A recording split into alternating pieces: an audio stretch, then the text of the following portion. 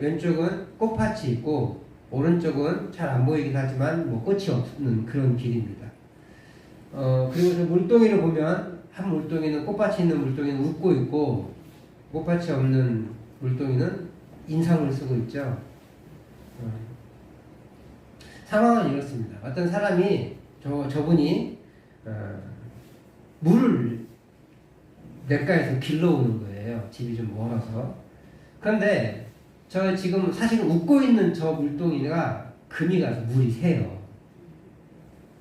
그러니까 매번 물이 새니까 집에 도착하면 절반밖에 안 남아 있는 거예요. 그래서 이 물동이가 말을 했어요. 말을 하는데 주인님 속상해요. 주인님 고생하셔가지고 이렇게 물을 길어오는데 제가 금이 가가지고 이렇게 물이 절반밖에 못해서 너무 속상합니다. 그래서 주인님 괜찮으니까 저 버리시고 생물동이로 사용하세요 라고 말했대요. 그래서 주인이 네가 지금 지나온 길을 보아라. 꽃이 있지 않니? 나는 내가 그곳에서 물이 떨어지는 것을 보고 내가 꽃을 사다가 심었다. 내가 떨어지는 물, 그것을 내가 모르는 것이 아니라 그 물을 귀히 여기고 그곳에 꽃을 심어 나는 꽃을 보고 있다. 너는 금이 같지만 너로 인해서 많은 생명이 자라는 모습이 아름답지 않니? 나는 그 생명을 보며 즐긴단다. 이렇게 말해요. 이 물동이의 주인은 자기의 수고를 길가에 뿌리면서 꽃에게 생명을 주었습니다. 그 생명의 물을 마신 식물들은 아름다운 꽃을 피워 물동이 주인을 기쁘게 하였어요. 오늘 바울 사도와 실라는 그렇게 복음의 자리에 새로이 들어온 빌립보의 그리스도인들을 위해 자신이 당하지 않아도 되는 고난을 당하지만 동시에 그리스도인들이 정당한 지위를 받고 신앙생활을 할 수 있는 토대를 마련하는 모습을 보여줍니다.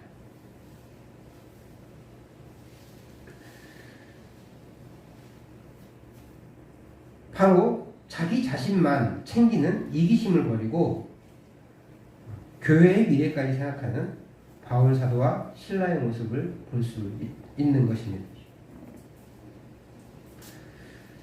바울과 실라가 감옥에 갇혀서 하룻밤을 보냅니다.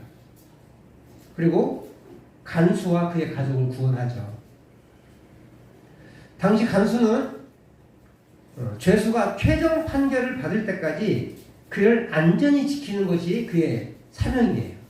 물론 최종 판결을 보낸 사람은 이제 출록시키면 안 되겠지만 그가 잘 보관해서 지켜서 그가 판결을 받을 수 있도록 하게 하는 거예요. 그래서 사실은 꼭 감옥에 안 가도 되나 봐요. 이동을 시킬 수 있었던 것 같아요. 그래서 그가 바울 사도를 자기 집으로 데려갈 수 있었던 거죠. 그리고 식사를 마친 후에 다시 감옥으로 돌아왔는지 아니면 다음날 아침에 돌아왔는지 정확하게 알 수가 없어요. 몸을 씻기고 약도 바르고 그리고 아마 여기서 좀 쉬시다가 주무시다가 내일 가시죠. 그랬을 수도 있을 것 같아요. 어쨌든 감옥에 돌아온 것 같아요. 그날 아침 바울 사도와 실라를 태형에 처하고 감옥에 가둬간 뒤 치안판사 있잖아요.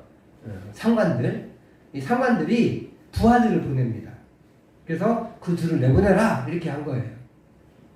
간수가 이 소식을 듣고 얼마나 기뻐요. 죄 없는지 알았잖아요. 이미 밤에. 그리고 이제 자기가 그들을 통해서 예수 영접했으니까 이분들이 고생하는 게 싫잖아요. 그러니까 근데 치안판사의 부하들이 와가지고 이 사람들 내보내라 라고 하니까 얼마나 감사해요. 막 달려가가지고 바울님 이제 나가셔도 되겠습니다 라고 얘기를 했죠. 그런데 바울과 실라가 안 나가겠다고 버팅기는 거예요. 이게 뭐야 도대체. 왜 그럴까요? 도대체 이 사람들이. 이 좋은 지하 감옥을 벗어나는 기회가 생겼는데, 이 좋은 기회가 생겼는데 왜 갑자기 그럴까요? 왜 처음부터 로마의 사람이라고 밝히지 않았을까요? 그럼 문제가 안 생기잖아. 이렇게 감옥에 안 갇혀도 되고 매를 맞지 않아도 될 텐데. 그리고 원래 이 지금 일행이 최소한 4명이어야 돼요. 여기 이제 누가 이 사도행전에 기록한 누가도 여기 들어간 것 같아요. 우리가 이런 표현이 나오거든요. 그럴 때 누가가 아마 같이 있었던 것 같다. 근데 17장에 보면은 그들이라는 표현이 있어요. 또 그들이 이제 데살로니가에 가는데 그들이 갔다. 17장 1절에 보면 그들이 갔다 이렇게 표현하거든요. 그러니까 누가는 또 빌립보에 남아있는 것 같아요. 그럼 또 누가 한 명 더 있죠. 디모데를 만났었잖아요. 루스드라에서 디모데가 함께 왔었거든요. 그럼 디모데하고 누가는 중간에 합류했는데 이 사람들은 감옥에 안 갔어요. 2명만 가고 2명은 안 갔어요. 근데 그 2명도 안 갈 수 있는 사람들인데 간 거예요.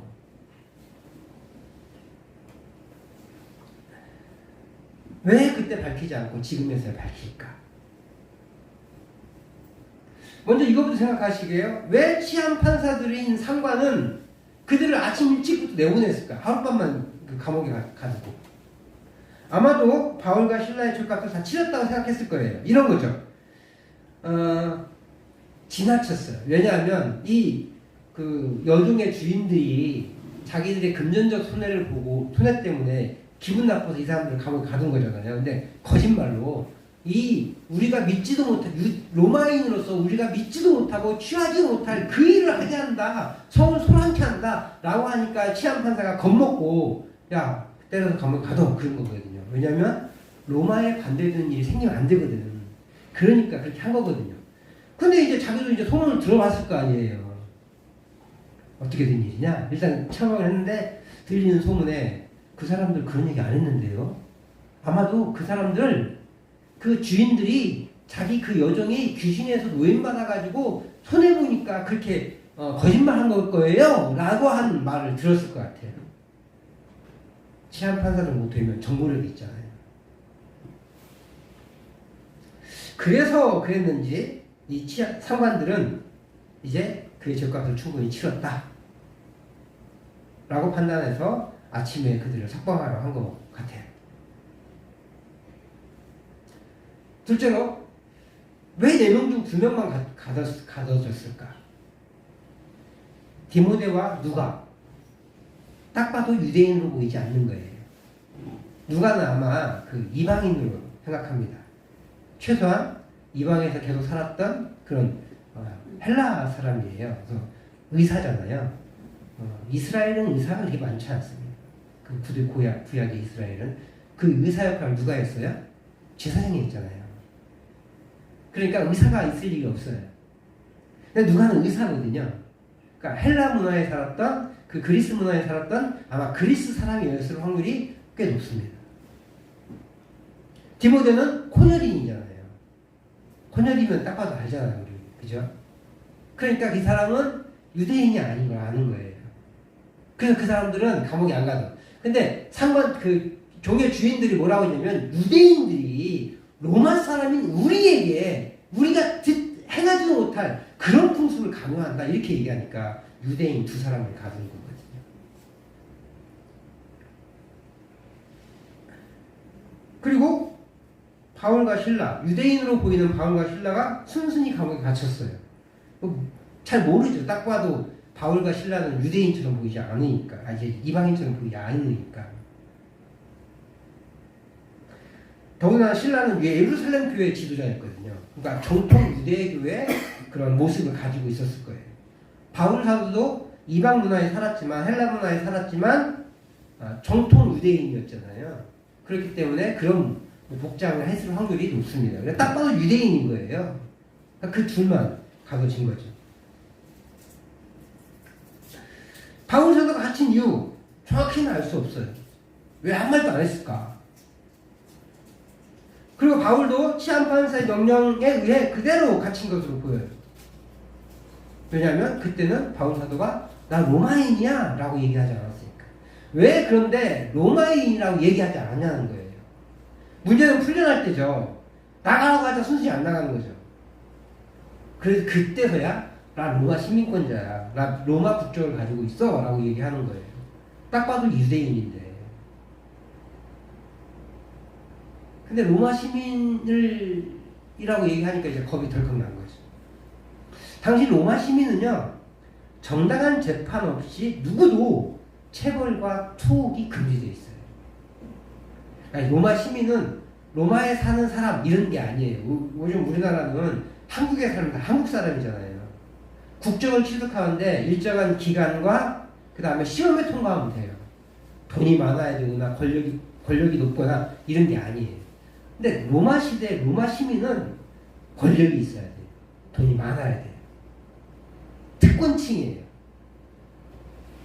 그러니까 요즘 말로 표현하면 양반이, 우리나라 표현하면 양반인 거고요. 아니면 고문세가예요. 유럽으로 얘기하면 귀족들인 거죠.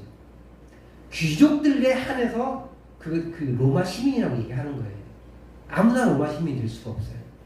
우리나라는 아무나 대한민국 국민이 될 수 있잖아요. 일정 기간 거주하고 시험만 통과하면 돼요. 물론 공부를 못하면 좀 아쉽게도 떨어집니다.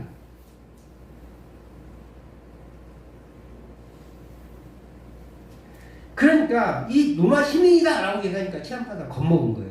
큰일 났다. 딱 보기에는 유대인인 줄 알았는데 알아보지도 않고 가뒀으니 얼마나 겁이 나요. 그래서 치안판사 부하들이 다시 보고했잖아요. 그러자 겁먹고 두말 없이 바울과 실라를 아련을 보러 온 거예요. 그리고 그들이 정식적인 절차를 거쳐 이 두 사람에게는 죄가 없다라는 것을 확인하고 발표한 후에야 비로소 나갑니다. 그러니까 그 절차를 원하는 거예요, 바울 사도가. 그러면 왜 바울 사도가 그런 절차를 원했나? 더군다나 저 같으면 제가 만약에 그 당시에 마음이 이제 바뀌었잖아요. 그러면 막 치안판사를 잡들였을 것 같아요. 그래서 의기양양하면서 그랬을 텐데 뭐 그 말을 하고 와서 나가시죠 라고 하니까 한 말도 안 하고 나가. 막 삿대질도 안 하고. 그것도 이상하잖아요.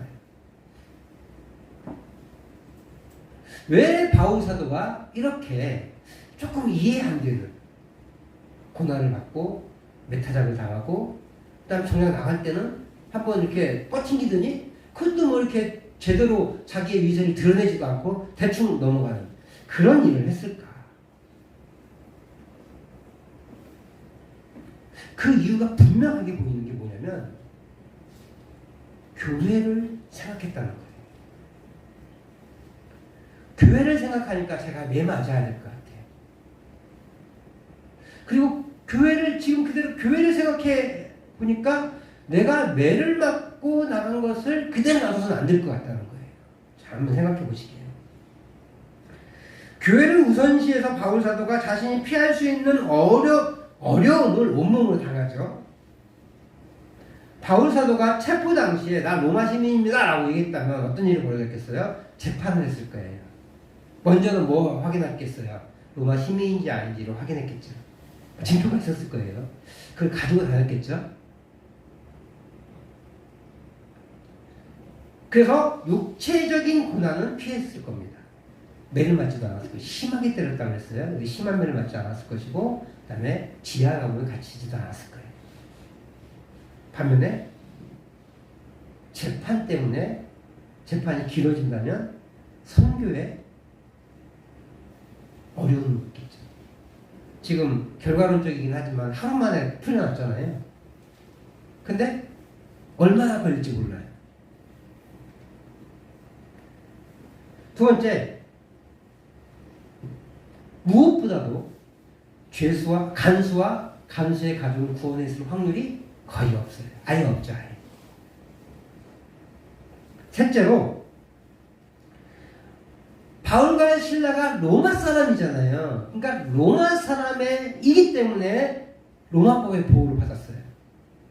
근데 예수 믿는 사람은 로마 사람만 믿어야 되겠네? 이런 생각이 들 수 있겠죠. 아, 저 사람은 로마 사람이니까 예수 믿으면 핍박당하는데 저 사람은 로마 사람이니까 핍박 안 당했으면 나는 로마 사람 아니니까 예수 믿으면 핍박당할 수도 있겠네? 라고 하는 생각이 들 수 있다는 거죠. 그러다 투옥당하면 어떡해? 지하 감옥에 갇혀가지고 문둥병 걸리고 그러면 어떡해? 뭐 이런 거예요. 나병에 걸리면 어떡해? 이런 생각을 할 수 있다는 거죠. 다시 말하면 바울과 실라가 유대인이 아니라 로마인이기 때문에 투옥되지 않았다면, 반대로 유대인이라면 예수 믿는 것으로 투옥되고 고난당하고 매질당할 수 있겠구나 라는 생각에 예수님을 안 믿으려고 하는 사람들이 있을 것이라는 거예요. 그래서 바울 사도는 이것을 경계해서 스스로 고난의 길을 택하는 겁니다. 반대로 죄가 없음이 밝혀졌어요. 그래서 나가라고 그랬어요. 그럼 조용히 나가면 무슨 일이 생겨요? 아, 힘없으면, 로마인이 아니면 저렇게 억울한 일을 당해도 아무것도 못하는구나, 이런 생각이 들겠죠. 반대로 있잖아요. 사람들이 그걸 몰라요. 무엇보다도 바울과 실라가 감옥에 갇힌 것만 알잖아요. 매 맞고 조용히 나갔으니까 아무도 그가 석방된지 모르잖아요. 그럼 예수 믿으면 투옥당하겠네, 그런 뇌를 갖고 있는데 로마인이라고 밝혔어. 그러니까 치안판사가 직접 나와가지고 이 두 사람은 죄가 없습니다 라고 선언해 준 거잖아요. 삽시간에 소문이 퍼졌을 거 아니에요. 그러면 아, 예수 믿는다고 해서 감옥에 갇히는 것은 아니구나 라는 생각을 갖게 되겠죠. 그러니까 복음 전파가 더 힘을 얻을 거예요. 그리고 아까도 얘기했지만 그 과정을 통해서 누가 복음받았어요? 간수와 간수의 가족이 복음받았어요. 그 하나님의 섭리를 이어나가는 좋은 분. 이 간수와 간수의 그 가정을 구원할 줄은 몰랐겠죠, 바울 사도도. 그런데 분명한 것은 교회를 위해서 핍박도 선택해 당했고 교회를 위해서 당당함도 가졌다는 거예요. 저희가 고난 앞에서 우리가 당당해야 돼요. 세상 앞에서 우리가 당당해야 됩니다. 예수 먼저 믿는 사람이 당당해야 저 사람들은 뭔들이 이렇게 당당해? 라고 할 수 있는 거예요. 자꾸 주눅들지 마세요. 우리 집에 어려움이 있다고 주눅들지 마시고, 또 우리 집에 뭐 우환이 생겼다고 주눅들지 마시고, 아팠다고 주눅들지 마시고, 당당해. 고난 앞에 당당할 때 사람들은 모자랐다고 저렇게 당당해? 이런 표현을 하지만, 야, 그래도 뭔가 다르긴 다르네, 우리하고. 이렇게 표현되고. 바울 사도는 그의 안위와 영광을 선택한 게 아니에요. 오직 복음이 더 잘 확산되어지고 무엇보다 하나님의 뜻을 이뤄나가는 데 집중하면서 그 길을 걸어갑니다. 근데 우리는 어때요? 반대로 생각하죠. 하나님을 믿으면 어떻게 하는 사람들이 칭찬받고 부러움을 사게 되는 인생을 살아갈 거라고 기대해요. 문제가 다 해결되어지고 막 돈이 막 들어오고 가는 데마다 칭찬받고, 이 칭찬은 부러움 받는다는 뜻이에요. 부러움을 사고 그럴 거라 생각하는 거예요.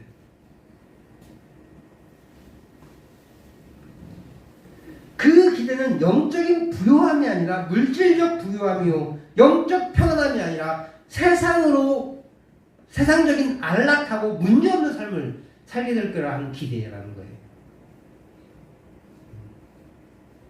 그리고 그것이 내 마음대로 이루어지지 않으면 하나님을 원망하게 되고, 심하면 믿음 상황을 떠나게 되는 거죠. 그 사람들은요, 하나님을 섬긴 게 아니라 나를 섬긴 거예요. 그렇게 하나님을 믿어도 기쁨이 없어요. 오직 내 일이 잘 풀릴 때만 영광을 돌리며 감사하게 되는 거예요. 뭐에 중심되어 있으니까요? 나 중심의 삶을 살고 있기 때문에 그래요. 근데 베드로 사도가요, 이렇게 고백합니다. 그리스도의 고난에 참여해라. 그것을 즐거워하라. 이렇게 가르치거든요. 우리 베드로전서 4장 12, 13절 말씀을 한번 같이 읽어보도록 하겠습니다. 우리 같이 읽습니다. 시작. 사랑하는 자들아, 너희를 연단하려고 오는 불시험을 이상한 일을 당하는 것 같이 이상히 여기지 말고 오히려 너희가 그리스도의 고난에 참여하는 것으로 즐거워하라. 이는 그의 영광을 나타내실 때에 너희로 즐거워하고 기뻐하게 하려 함이라. 고난이 올 거라는데, 올 건데, 그 고난 당했을 때 이상한 것 당하는 것 같이 이상히 여기지 말래요. 뭐 예수 믿는데 왜 어떻게 이런 일이 생겨? 이런 거 이렇게 생각하지 말라는 거예요. 그리스도의 고난에 참여하는 것을 즐거워하네. 내 지금의 고난이 그리스도의 고난에 참여하는 거라는 거예요. 아니, 그럼 우리 십자가에 달려야 되나? 이런 의미가 아닙니다. 이 그리스도의 고난에 참여한다는 말 좀 조심해야 되는데, 저는 이 말을 사실은 이 말 그대로를 싫어해요. 어떻게 우리 그리스도의 고난에 참여할 수 있지? 십자가에 달려 돌아가 죽어야 되나? 이런 오해를 날 수 있기 때문에 그래요. 그래서 고난 주간에도 그리스도의 고난에 참여하십시오, 참여하십시오라는 말을 쓰지 않아요. 뭐라고 하죠, 제가? 그리스도의 고난을 묵상하십시오. 깊이 생각하고 그 고난의 의미를 찾아나가는 거예요. 일부러 어려운 거 막 찾아가라는 거 아니에요, 저 말은. 저 말은 내가 지금 당하는 고난이 있는데, 예수 믿는 것으로 인해서 당하는 고난이 있는데, 그 고난 때 슬퍼하고 어려워하고 힘들어하는 게 아니라 그 고난은 영광스러운 고난인데 그리스도가 우리를 위해 당하신 그 고난과 동일한 그 의미를 가지고 있다라는 거예요. 예수님이 우리를 구원하시기 위해 십자가에 달리시는 고난의 길을 갔던 것처럼 예수님을 믿음으로 당하는 고난, 예수님을 위한 고난에 기꺼이 즐거움으로 맞닥뜨리라는 거죠. 바울 사도와 실라가 그렇게 그리스도의 고난에 참여합니다. 그래서 그리스도인의 지위를 갖고 있죠. 예수 믿어도 고난 당하지 않아. 예수 믿어도 감옥에 가지 않아. 스스로 선택한 고난이. 그랬던 것처럼요, 우리가 예수 믿음으로써 어려운 길을 가는 것을 통해 교회가 살아나야 돼요. 그리고 그리스도께서 영광을 얻는 것을 가리킵니다. 그 길을 가라는 거예요.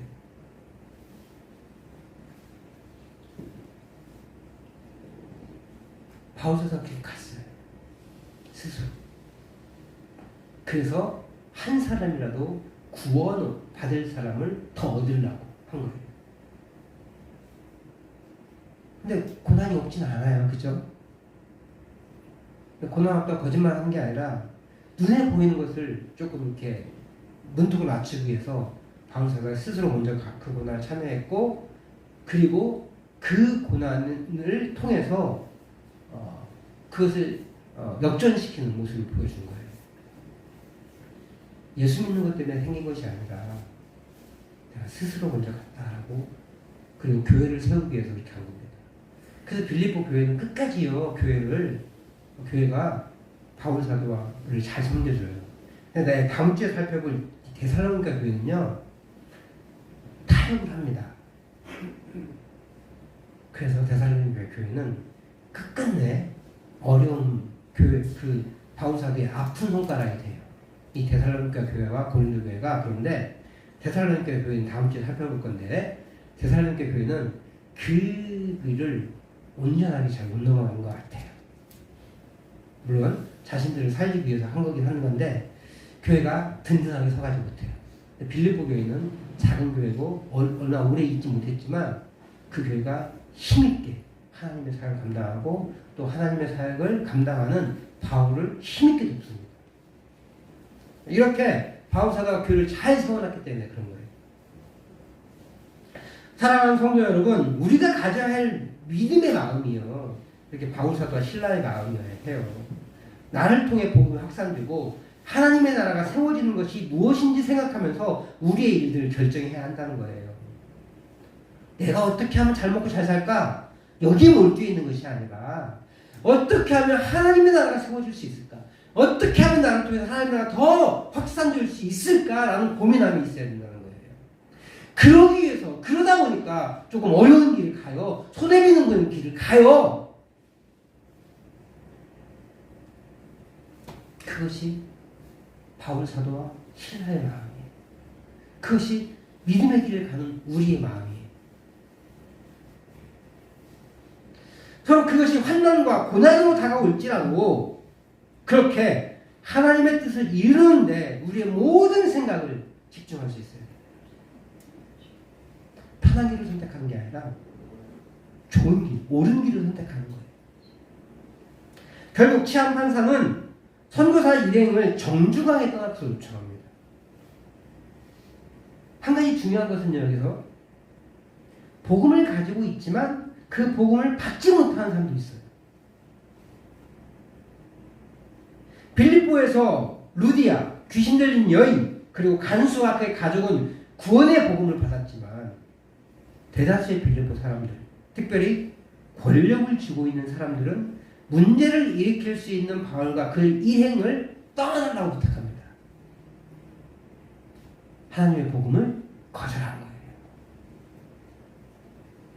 그렇게 거부하는 사람도 그 복음을 받아들이는 사람도 있습니다. 그래서 우리 받아들인 사람은 복이 우리에게 임했다는 것에 감사할 따름이에요. 또 우리가 복음을 전할 때 받아들이는 사람이 있어요. 그리고 거부하는 사람이 있을 수 있습니다. 근데 사실 거부하는 사람이 더 많을 거예요. 그때 받아들였다고 해서 내가 잘났다고 자랑할 게 아니에요. 왜요? 그것이 하나님의 은혜이기 때문에. 반대로 거부했다고 해서 실망할 필요가 없어요. 원래 있는 거예요. 원래 그런 거예요. 그냥 우리는 묵묵히 전할 수 있는 기회를 잡아서 복음을 전하는 거예요. 물론 그것이 내 자식이고 내 친척이고 손주면 속상하겠죠. 안타깝겠죠. 그럼 안타까움 가지고 더 기도하고 마음을 열어달라고 무릎을 꿇어야죠. 우리는 그 수밖에 없어요. 그래서 실망할 필요 없습니다. 자고할 필요 없습니다. 그냥 묵묵히 내 할 일을 하고 그리고 기꺼이 고난도 선택할 수 있어야 한다는 거예요. 이제 바울과 실라는 출국을 해서 루디아 집에 갔다가 다시 복음 전도를 위해 여행을 떠납니다. 복음의 자리에 자신의 이익을 추구하지도 않고 하나님을 섬기는데 최선을 다하는 선교사 일행을 통해 빌립보 교회가 세워졌어요. 그리고 이 빌립보 교회는 바울 사도의 선교 사역에 지대한 영향을 미치는 교회가 되었습니다. 그래서 그 교회가 컸냐? 그건 아니에요. 최선을 다했을 뿐이에요. 물론 유력한 루디아가 있긴 했지만 최선을 다해서 하나님의 복음을 전하는 복음 사역자를 섬겼던 것 뿐입니다. 오늘 우리의 삶에서 이렇게 내 안위와 평안함이 우리의 기도 제목이 되지 않기를 소망합니다. 조금은 손해가 되고 불편함이 생길지라도 하나님의 복음이 전파되고 하나님의 나라가 우리를 통해 세워지는 것이 무엇일까 고민하고 기도하고 그리고 그 길을 선택해 나갈 수 있기를 소망합니다. 그래서 우리 구미중앙교회가 비록 작은 교회이지만 산골의 작은 교회이지만 하나님의 사명을 감당하고 우리를 통해 복음이 확산되어지는 기적을 경험할 수 있기를 다시 한번 주의 이름으로 축복합니다.